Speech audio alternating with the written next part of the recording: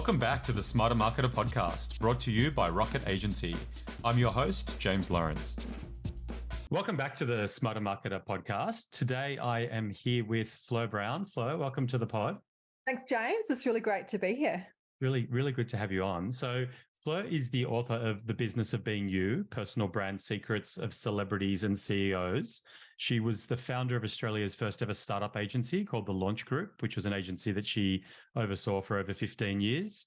She was part of the team that brought TEDx out to Australia a few years back. She in previous roles, she's worked as head of corporate communications for the Seven Network, director of comms, marketing and tourism for the City of Sydney. She's currently back in the corporate environment as chief industry affairs officer at the Australian Retailers Association.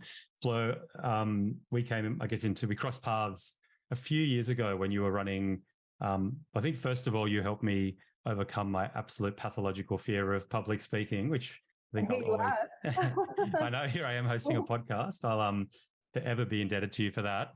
And Fleur was running courses in personal branding. I was lucky enough to take a slot when she had one available and learned so much from it. In that time, you've published your book, and I thought I had to get you on and I had to get you to talk on this topic. And it's been a while to be able to get our calendars to align, but thanks for making the time. Oh, total pleasure. It's going to be a really good one. So I think it'd be really good the structure of the book is, I think, something that we can kind of use to guide the conversation. And most of the listeners to the pod are marketers, either working in an in-house environment or working on the client side. But I think it'd be really interesting to hear from you as to, like, why did you write a book on personal brand, and I guess how did it come together? Yeah, look, it's a great question. It is an area of absolute passion, and it's a pleasure to talk about it today. I found myself constantly being asked out for coffee catch-ups with a whole range of individuals. And I think the one that stands out the most in my memory is a woman who sat on about 7 different boards. She was incredibly influential and connected. She even had media connections, and she was asking me the most basic questions like, how do I put together a keynote speech? Or, how do I go about getting some personal sponsorship? How do I, get myself in the media? And she had an entourage of people in her various roles who were there to support her with those things. But when it came down to her actually promoting her own identity outside of that portfolio of interests, she was a beginner. That was pretty reminiscent of many, many conversations I'd had, in fact, hundreds, over the years, whether it would be with entrepreneurs who were founding startups, working inside companies for CEOs, or working with celebrities. They lacked that sort of basic skill set, and it meant that if they left a position where they had that support, they were sort of out on their own. And stepping away from that, I recognised that there were so many changes in the workplace, and we've certainly seen some of them come to bear through the pandemic, where you've got, I would call them corporate refugees. You've got people who sort of have detached or semi-detached from, an organisation, either emotionally or mentally or in actual reality. They might be contracting, they might have a portfolio career, they might be building a startup. And they no longer have that sort of safe space to land where you're shepherded through your corporate life. That's where your career takes shape. A lot of that now is down to the individual to navigate, and they really know that they need to look after, their own interests in that area. So for all of those reasons, as well as giving a voice to people who really had some important work to get out there into the field, I felt like it was time to give people these tools. And then we'd see some new voices coming through, particularly when it comes to people who are running, perhaps climate change initiatives, for example, that running a media campaign might not be the core skill set, but we desperately need to hear from them. Almost feels a bit, as marketers, I think we can relate to that, where often it's the best product doesn't win. It's kind of the best marketing of a product kind of works. And often that is kind of relates to the personal brand space, where you'll have 2 people that are equivalents, and one of them will have that kind of ability to almost market themselves really effectively and have the confidence to kind of step up and get to the outside world, those messages. And then you'll have someone who's just as good at the job, but doesn't, for whatever reason, maybe it is a lack of confidence or kind of that imposter syndrome. They don't actually get that message out there, and the career can kind of languish as a result. That's so true. And it also reminds me, James, actually, of another point that was on my mind when I wrote that book. And that's that when it comes down to it, most good campaigns rest on an individual profile, whether that be a celebrity or, if you're running a media campaign or a publicity strategy, it's usually there's a key spokesperson.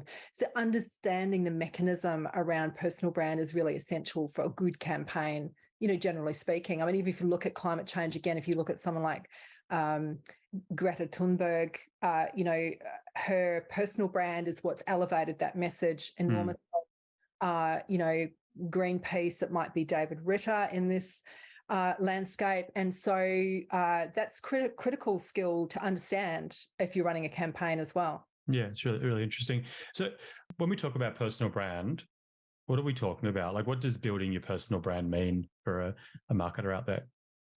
Look, it's really different for each player. If you're a CEO, of a large corporation, then it usually means that you're the key media spokesperson. You go out and give a lot of the keynote addresses. You need to have a corporate profile on LinkedIn and, attach your corporate messaging to that. You may or may not choose to have a Twitter profile. That's probably where it goes as far as it goes when it comes to your social imprint. But you certainly need to know how to give a keynote address, and you need to be managing your reputation. So there's a lot more caution involved in that. If I take somebody who's sitting within a marketing agency, as an example, or they're a marketer within a company, they're probably needing to amplify the company's messages as, a first port of call. And by doing that, there's a win-win situation where they get to amplify their own brand as well. So LinkedIn would be a classic case for that. They'd also be looking at opportunities to speak quite often. Now, not everyone's comfortable speaking, so we can get into the nitty-gritty of this later, but really it comes down to the recipe that's right for you. I mean, you're doing a podcast, you seem very natural in that space. I would hazard a guess that if you were uncomfortable, you probably wouldn't keep going with that strategy. It's important to choose a vehicle for your personal brand that is a natural space for you to play. Don't force yourself to the table. To a degree, everyone needs to play in LinkedIn. If they're in a business role, it's like a business directory, but not everyone might want to run a podcast, which is for some. Having a media profile often comes down to permission, from the organization that you're representing. So there's many, many elements, some of which I haven't even touched on, that comprise a personal brand. Typically, you're going to pick about 3, honestly. Yeah. You can't do everything. We don't have the resources. You don't always have the permission. You don't have the skills. You might not have the comfort level, the time. Pick 3, attach yourself to those 3 things and do them well. Yeah. Good advice. The benefits of having that kind of strong brand in your industry or even within your own organization, like what are the typical things that you'd be, if someone is kind of like, do I want to invest in, do I first of all have the confidence to do it? Do I believe in myself enough to do it? But what are those tangible benefits? Well, look, if you're in an organization, then your career building is absolutely going to benefit from this. So let's look at the why first. So you may be pursuing a career path within an entity that you're in currently. A lot of people become more valuable to an organization if they've got an obvious profile. They may have a really strong LinkedIn follower base that will not go unnoticed by your employer. They will want to harness and use that profile quite often to good effect.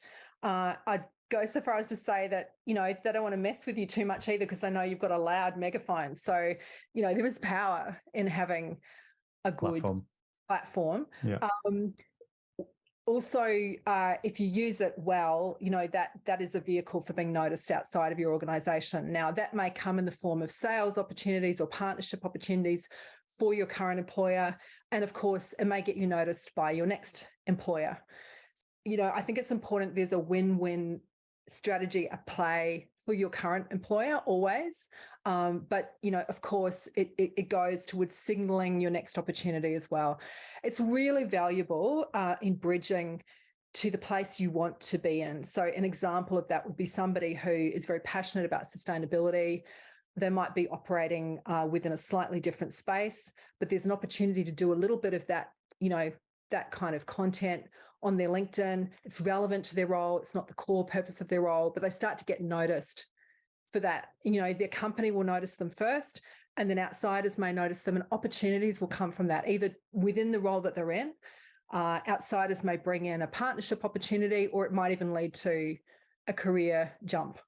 The win-win's so interesting. I was at a marketing conference in the States in April and was chatting to one of the speakers at the conference, and she's quite high profile in a particular part of digital marketing, and she's working for an agency, right? And I was kind of having a chat as to why don't you kind of go out and start your own thing? And she said, yeah, like it's just a complete win-win. Like she travels the world, she speaks, at conferences all the time. They're really happy for her to be out there, not spruiking, but kind of evangelizing, I guess, for that agency and for the subject matter she speaks to, and she's allowed to construct the life that she likes to live. And it is this complete win-win. But to the kind of something you touched on, if she wanted to move into a different role, being out there, being the face of a particular area of digital marketing, the offers are there, right? And she could have sat back in her box and just done the subject matter she works within, but has invested heavily in personal brand. That's a great case study. And I think I will bring up the subject of transparency here. And I think in my personal experience and also observation of others, being upfront about your intentions, don't just go and sort of crash through and surprise and hijack your current employer with your intended strategy, because you may find, firstly, that they try and rein you in. They may feel, nervous and threatened by that. Whereas if you're in a positive negotiation with them, it could potentially lead to even more opportunities for you, in that particular space. So, if they see you developing your skills as a speaker, if they see you creating more good content in a particular area, it may well lead to opportunities. They'll also not be slow to recognize that it's going to make you more attractive as a headhunting opportunity, and they'll be really keen potentially to secure your services. So everyone wins when you take that approach. If it goes sour, you've given your employer the opportunity, to be honest about the strategy. And that's really good feedback. We had one of the earlier pods we did through last year, I believe, Alicia Lycos from Red Wolf came on, and it was an episode all about career advice for young marketers. And one of the points that she made was that you want to become the go-to person on a particular subject or area within your business. And you'll have senior stakeholders, might be your manager, might be people at your manager's level, even people in different teams coming to you saying you're the person on this space. And it's very, very similar, right? To kind of be the thought leader, to own content in a space, be the go-to person, and it just you're seen and you're regarded as being important in your business.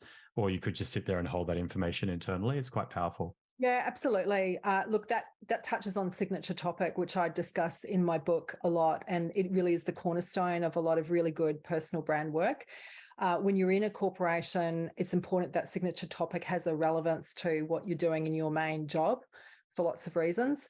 You also need to be really conscious that you really just can't be all things to all people in this strategy. Like we all know as marketers that the amount of investment that goes into getting a brand noticed at all. I'll give you a personal example. I'm currently in my current role. I'm back as an employee for an organisation, and I do a lot of media work as a media spokesperson.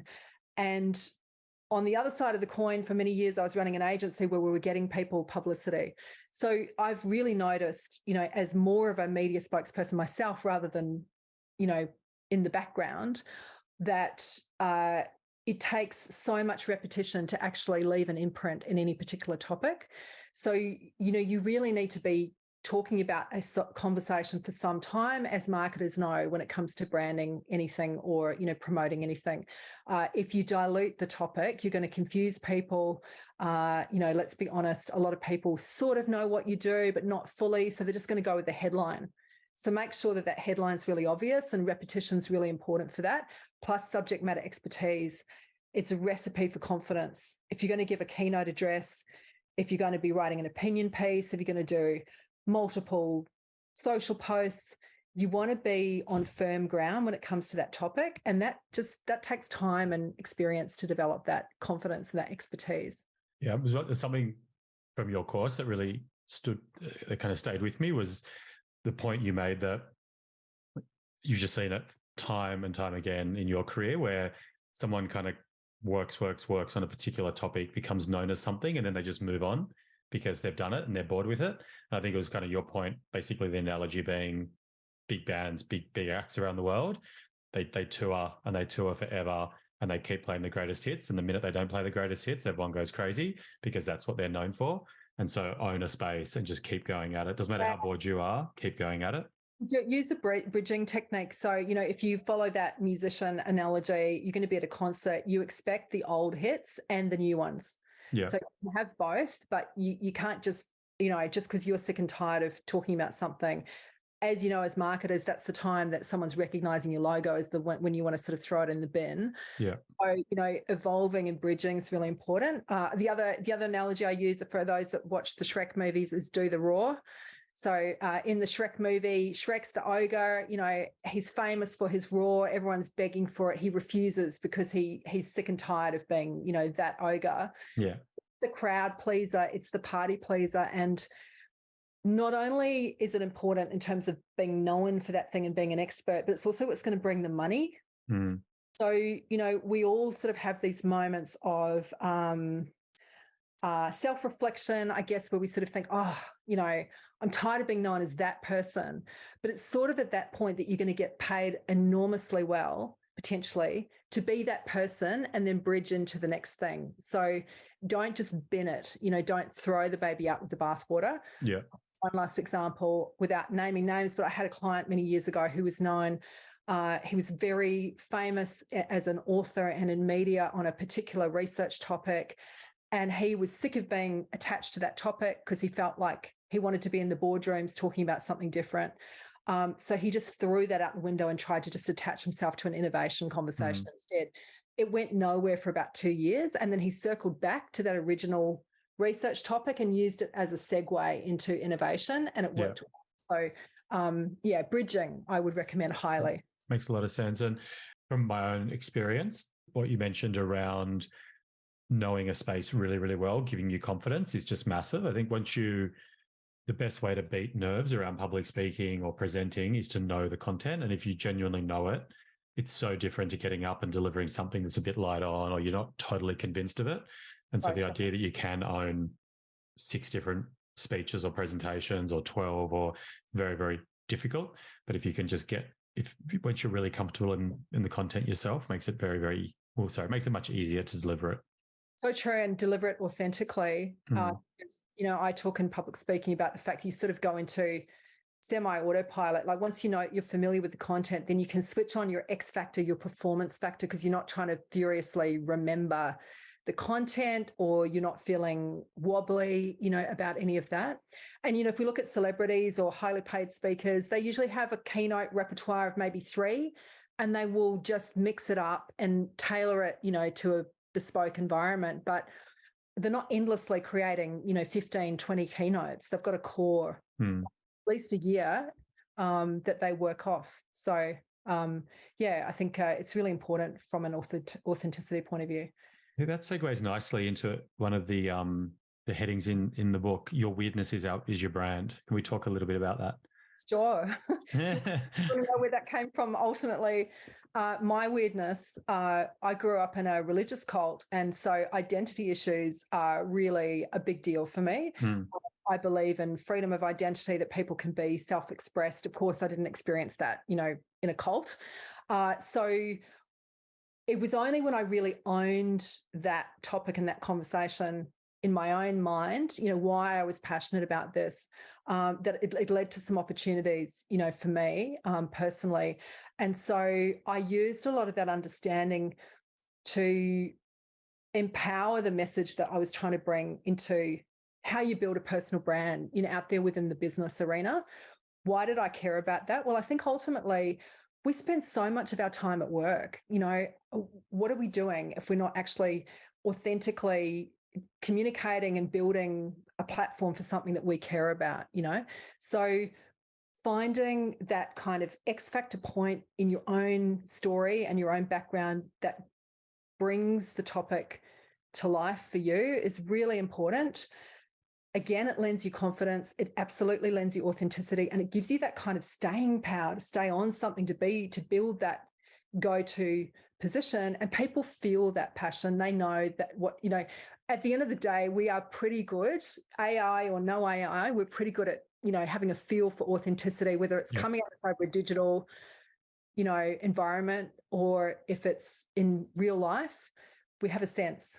Yeah. And I remember when we did the course, you're very big on a lot of the stuff just doesn't matter. Like I think we have all these ideas in our head of what a great speaker looks like and how they work the stage and all these different things. And you would always just bring it back to just be yourself, like just be authentic to who you are, know your content, own it deeply, and then get out there and share it. And I think it just takes so much of the angst out of.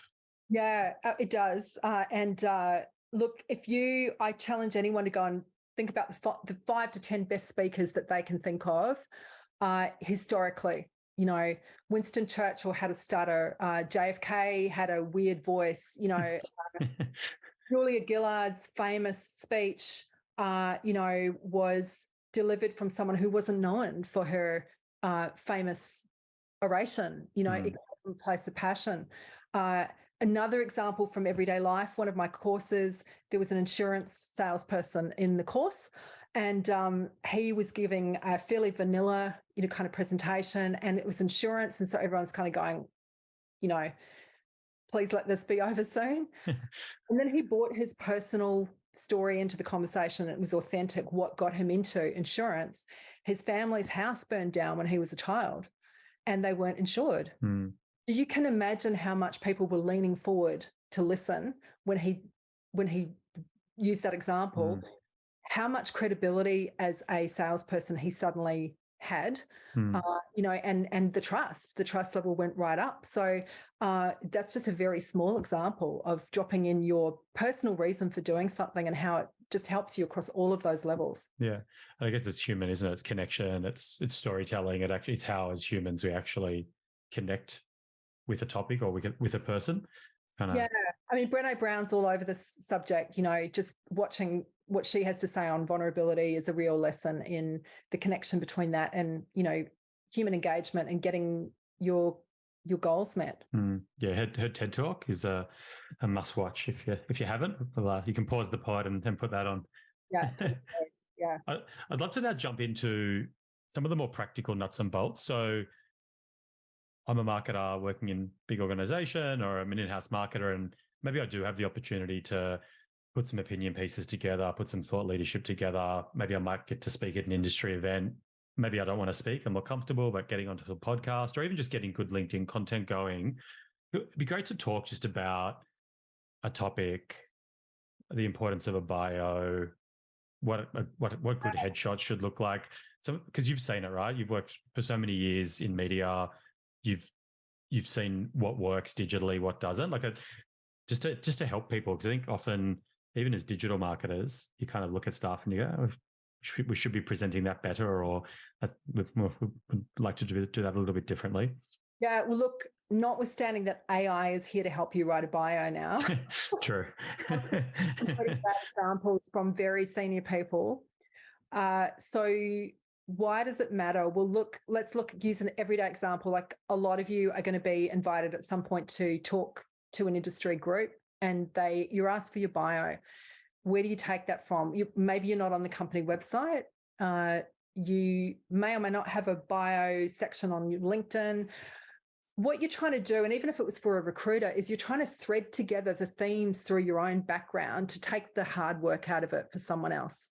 So this is something that increasingly people are simply going to read out, for you before they introduce you. So do that thinking about what the sort of the thematic is. Don't make it too long.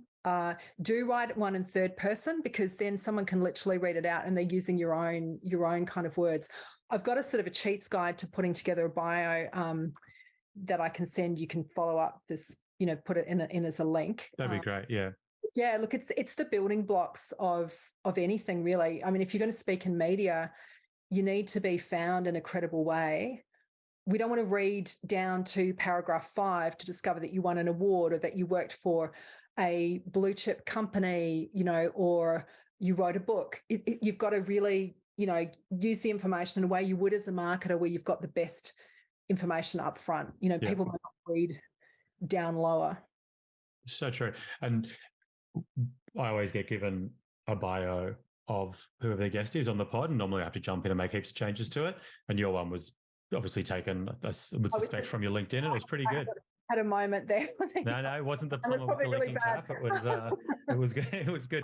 Look, I mean, on that point, the other thing that I've found personally useful is a bio is a great tool for bridging into your new reality. So, it's a way of starting to creep things into the message that hint at what you want to do next. So if you're really passionate again about sustainability, you might put that in the front line of the bio. Just overemphasize and highlight things that are about where you want to go. So I always say a bio is like it's a summary of your past with a hint of your future. So making sure that you signal where you want to head as well. Yeah. And it's so true. I remember you saying that you'll be and it's just true. Like I think we focus a lot of this on public speaking, and I'm not sure that's where all the audience will be at, but I remember you saying it's like conferences, events, they're all generally bootstrapped, last minute. The people running the sessions are often kind of volunteering and doing it. Things get sloppy, things get lazy, and it's kind of your LinkedIn just has to very quickly cut to the chase. Half the time you're probably going to have to introduce yourself anyway, because you won't get a proper introduction, and be prepared for all that stuff. Absolutely. So, make sure that the summary section of your LinkedIn is filled out. There's a debate over whether that should be first or third person. It's useful if it's third person, because then someone doesn't have to rewrite it. People are cutting and pasting from that all the time. LinkedIn is a business directory. It is the place people look to see what you've done. If you're credible, yes, it might be a headhunting ground, but it's really not just that. It's the place that media go. It's the place that conference promoters go. That's almost more important than having your bio on a website. Yeah. And then the importance of a good profile pic as well. Yes, this can get funny. I got to the point where I just saw so many variations. There's someone eating an ice cream on LinkedIn. There was someone in a helicopter with their child. There was someone there's lots of, creepy ex. I think that might have almost been Gary. My business partner, Gary, I think his one was him and his son driving in a car, eating something. I'm not going to think you're like, this has to go. There's someone at the zoo with a monkey over in the background, which sends a particular message. There's people with their ex-partner's hand, on their shoulder, but the rest of them cut out. There's the wedding shot. There's the Tinder shot. None of those are appropriate. It's pretty basic. Like, you need good eye contact, clear, head and shoulders, not too distant. You don't have sunglasses on. You're making eye contact. All of the things that you'd use to establish rapport with a human being. Yeah. And not 10 years old. Yeah. And all this stuff matters, because it's so, I think we're not thinking about it. We're so busy in our jobs doing what we're meant to be doing. You don't really, the last thing you're thinking about is your LinkedIn profile every day, but it is how people judge you. It is your first impression. And yeah, if it's a journalist or an editor, or you've sent something off to try to get a speaking opportunity, or if it is someone looking at you as a prospective employee or for that promotion, it's the same, all of the same things we talk about, why you need to make sure your website represents your business, your LinkedIn profile. If you have a website for yourself, or if you do have a section of your company website, the same impressions are being made. And people are going to go and cut and paste that photo onto a conference brochure because they're short of time as well. But I've done it all the time. Everyone does it. So just be prepared. Yeah. And then in terms of content creation, what's your theory on that and approach? Like, what is the hallmarks of great personal content to build your personal brand? Yeah, well, look, authenticity again, which means that it's something that you enjoy doing. So you might not love public speaking, but you might be good with a pen and you can write. So, or you might do both, like you. Maybe you have an opportunity to have a media profile. So again, it comes down to choices, and I strongly recommend you have a look at what the DNA is of your profile currently. Like, what are you just doing already? What have you done in the past? it's probably a really good clue as to what you're actually engaged in. It's probably where your natural audience is going to be. I took a phone call yesterday from someone who wanted to build their brand from scratch to launch a book, and they had no existing social media imprint. And I'm like, well, see you in 2 years, because it's going to take ages to authentically build that imprint for you in a way that's going to work for your audience. So let's look at something else as a strategy. You've got great speaking opportunities. Let's highlight, let's lean into that. So what are you doing currently? What have you done in the past? That's a good clue. Have a look at that. Where do you feel most comfortable, most confident? And then amplify that channel. So content will reflect that. So if you're a good writer, if you have opportunities to write for an industry publication, you might write, you might put yourself up to write 2 opinion pieces a year, run it past your company. They'll probably love it because it gets them some cross promotion. And, you can then amplify that on your social networks. Fantastic. Yep. If you're a reasonable public speaker and you're quite happy with that, again, set yourself a modest target. Maybe you're being invited to speak currently. Maybe you're not. When you're first starting out, you might just want to do a couple of appearances a year. Again, amplify that before the event, during the event, after the event on social. So I call it create once, publish often. That's not my turn of phrase, and I can't remember who I need to credit for that. But you are, building that content and then amplifying it multiple times. Again, going back to that principle we talked about, where people aren't going to get it the first time or the second time or the third time. So you can repeat, some of that content. And I think the point around setting a modest target is so good. Like, if you are a marketer and you want to start building that brand, I think setting that target of what's a space that I know well, whether it's an industry or a subject matter area. Is it an industry mag that I can try to get published in terms of the actual vertical I'm working within?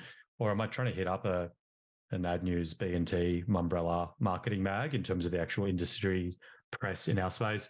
Because a lot of those publications, not those 4 specifically, but generally industry publications, all news really, they're crying out for good quality content on topics where subject matter experts are willing to give it. Absolutely. And with emphasis on subject matter expertise, making sure you're not stepping on someone's toes within your organisation. Again, transparency is important. Yeah. Opinion pieces are great because you can get them signed off internally. You've got control over how that turns out. Media can be fantastic, but look, it's a rocky road for beginners. You need to have media training. You may say things that the company then doesn't like, and then they pull you back. It's just, you need to be on a particular path to go with media if it's not your own company or your own agency. Yeah. So opinion pieces are a great way to start that media journey. Yeah, and that's it. And suddenly you've gone from someone in your organization who's well regarded in a particular area to you've got a great LinkedIn profile, good photo, good full built out profile. And suddenly you've been written up, or you've appeared in, or you've featured in industry publication ABC, or which carry a huge amount of credibility. Yeah, and that helps your, you'd know from the search space, that helps your third-party credibility. You need to have a good online footprint, so that, unlike this woman I spoke to yesterday, when you go searching for her, you find her in all the right places rather than sort of having to start from scratch. So I used to say this to people in the startup world when they're pitching for funding. A lot of them are renegades and sort of like, well, I don't need to have this kind of profile. But at the end of the day, if an investor can't look you up and find you, then you're a risk. Yeah.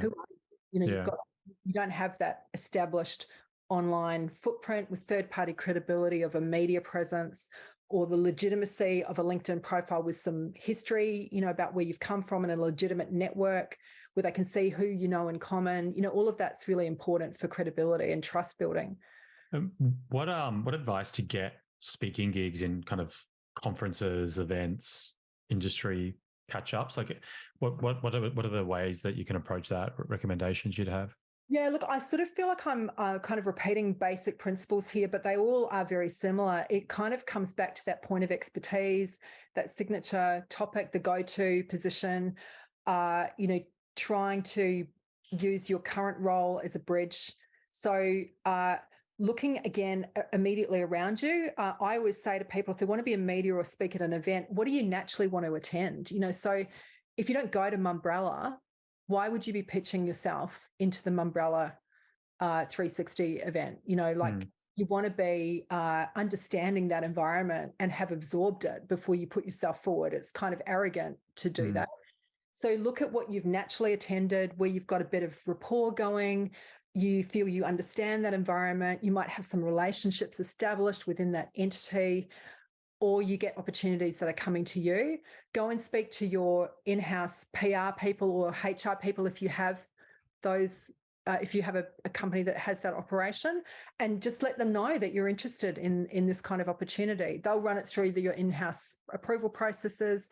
They may have a whole lot of requests and the CEO may not be able to keep up, and they're happy to have people kind of speak in that area. So sort of a synthesis of where the opportunities sit, what your understanding is of that environment and that channel, and then how you bring your expertise into that conversation. Again, don't be purist.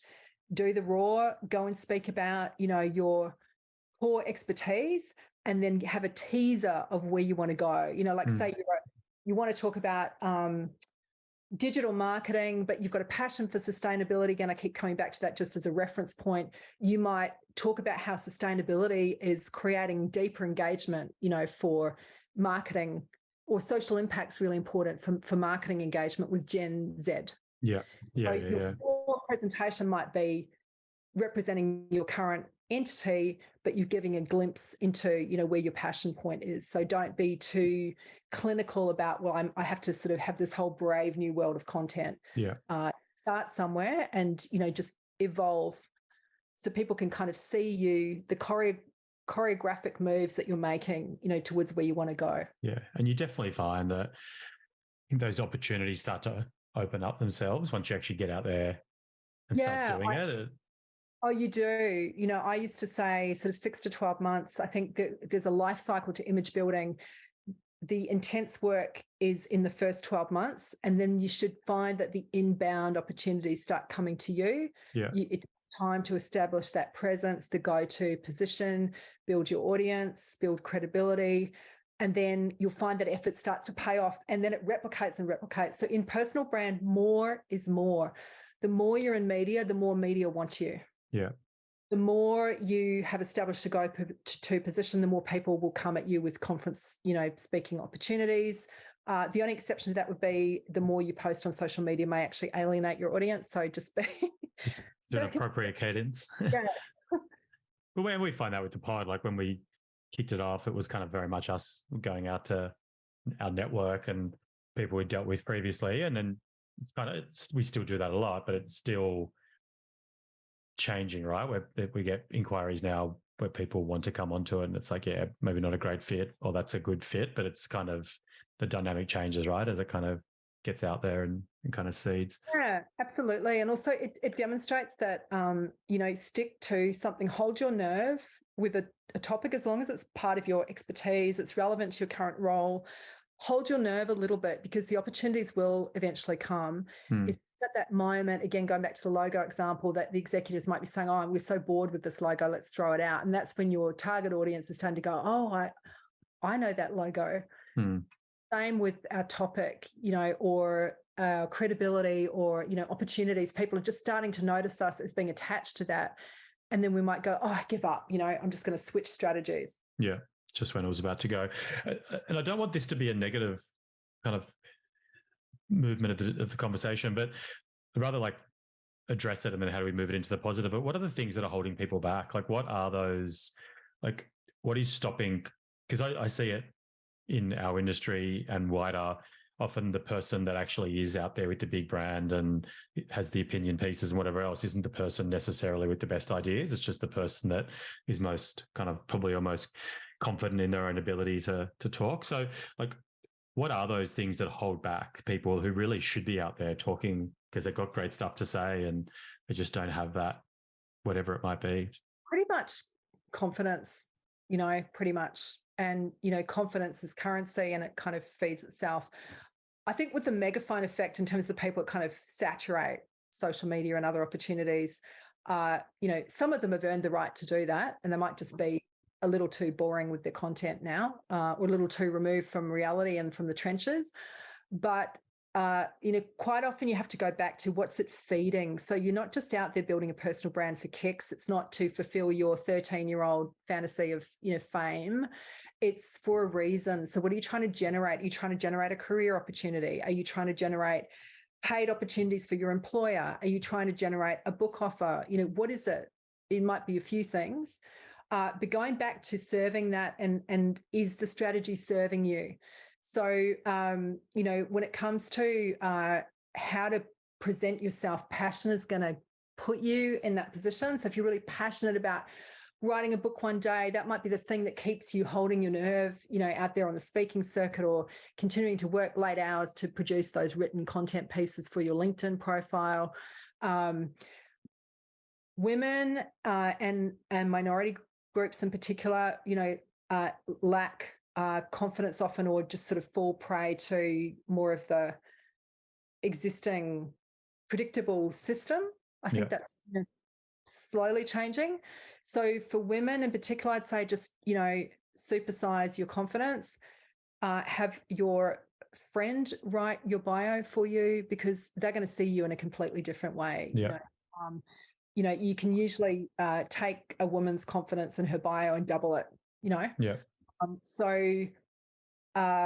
but again, if you're talking about something you're passionate about, I've seen, particularly in the startup world, so many people just supersize their profile because they are so determined to get out there and make a difference in this particular area. It usually comes back to a personal problem that they're solving. An example, a woman who is building a platform for women with endometriosis. She's personally suffered. Her family has suffered from it. She's highly motivated. She is extremely shy, and that doesn't stop her for a minute because she sees that end goal. Yeah. And I think definitely noticed in my career that what you said is true, where you do find that often women just don't have the courage, not the courage, the confidence to kind of speak about themselves in the same way that a lot of men will. And I think it's just, we've got to flip that, right? So it's You do. And I think, look, when it comes to looking for career opportunities, it is really important who hires you. Like all of my breaks as a woman, many years back now, came from people who, and as a young woman originally, who were going out of their way to create a pathway for young women.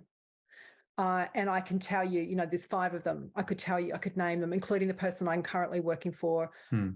Extraordinary on that level. And so it really does make a difference. You shouldn't have to battle every day. And if you are, I would be questioning your environment and looking for another opportunity. I think in terms of the that kind of lack of confidence, something that really helped me in my career as it relates to actually speaking on topics was to